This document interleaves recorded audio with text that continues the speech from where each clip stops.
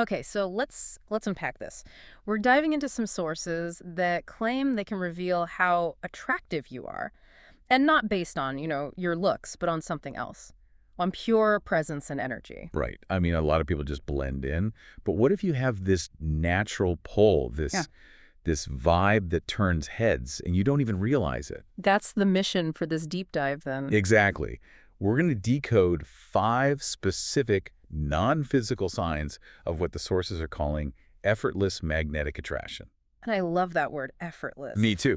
Because the whole point is that this attraction is a byproduct. It's not something you're actively trying to do. Okay, that framing makes a huge difference. So where do we start? Let's start with theme 1, how you command physical space. Which brings us to sign number 1, changing the energy in the room. Yeah. But wait a minute. Isn't just, holding your head high and your shoulders back, isn't that just basic posture advice? That's a great question, but it goes deeper. The sources say it's not just the posture itself, it's the lack of effort behind it. A lack of Think about it. Calm movements, head held high. It signals you're not looking for anyone's approval.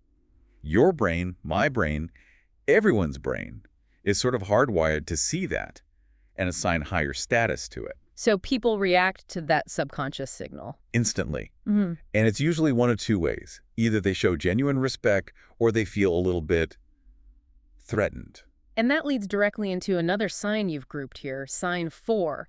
People respecting your space without you asking. This is so subtle. It really is. It's about walking with what the sources call purpose. So like in a crowded place, people just sort of adjust and move out of your way. Exactly. They see you coming, they read that purpose as importance, and, well, the sources argue that importance is just fundamentally attractive. Because it implies you have your stuff together. Self-sufficiency, resources, all of it. Fascinating. So if your presence sets the stage, how do we measure the reaction from others? Well, that takes us straight into theme 2, behavioral indicators of engagement. Starting with sign 2, the big one, Sustained eye contact. the classic test. It's like a super fast, nonverbal negotiation happening in a split second. If someone locks eyes and holds it for just a beat too long, it's almost never an accident. It's a test of your confidence. For sure. Yeah. And how you respond is everything. So what's the right response? The sweet spot is to hold their gaze back for a moment, acknowledge it, and then casually look away, like it's no big deal. Not too fast, not too slow. Right? Look away too fast, and you signal self-doubt. But you know what's just as telling. What's that? Complete avoidance. If they won't meet your eyes at all, it can often mean the intensity is just too high for them. You've definitely been noticed. Okay, so from eye contact, we move to sign 3, naturally leading conversations. And this isn't about being the loudest person in the room. It's about your words having weight. How do you get that composure? It comes from being comfortable with silence. You don't feel that nervous need to just fill the air with talk. You believe what you have to say matters. And people pick up on that. They do. They'll ask you questions. They'll stay locked into the discussion. And get this, the sources even point to laughter. Laughter. Yeah, if someone laughs at something you say that wasn't, objectively hilarious, that's a sign they're aligning with your energy, not just your words. And that alignment brings us to the final sign, number 5, which feels like the physical proof of all of this. Finding excuses to be near you.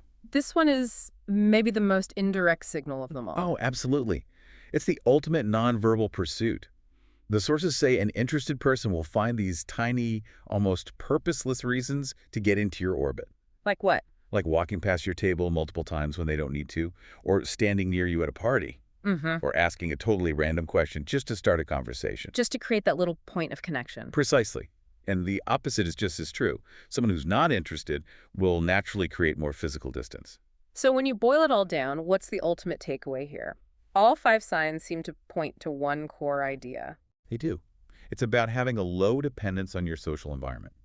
You just don't need validation from anyone. Stop trying so hard to prove yourself. Exactly. And the sources promise that once you truly own your space and speak from that place of inner confidence, things just start coming to you.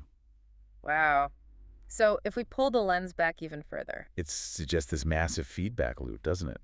Where your internal belief, your own self-sufficiency, is directly creating your external reality. It changes how other people perceive and react to you. Completely. So the final thought we want to leave you with is this.